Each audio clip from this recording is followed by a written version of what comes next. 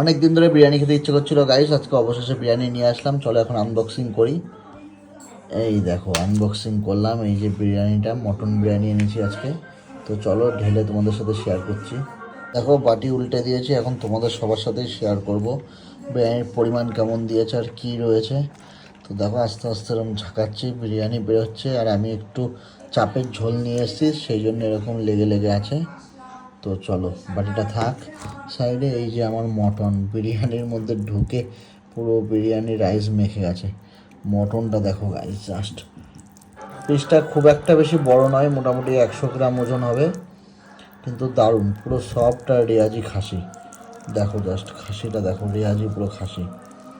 মটনটার just quality দেখো guys, ধরছি আর ভেঙে যাচ্ছে।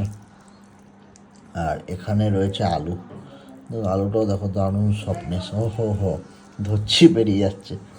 আর এখানে আছে ডিম আর লং গ্রেন রাইস। এই দোকান থেকে আমি এর আগেও খেয়েছি, এটা আমাদের বনগা বাটার মোড়ে এনজে রেস্ট্রো, দারুণ করে বিরিয়ানি। এখানে রয়েছে স্যালাড।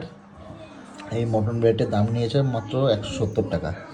তোমরা যারা যারা বনগাঁয়ে থাকো অবশ্যই এনজের বিরিয়ানি একবার ট্রাই করে দেখতে পারো, দুর্দান্ত করে। আশা করি তোমরা কেউ নিরাশ হবে না।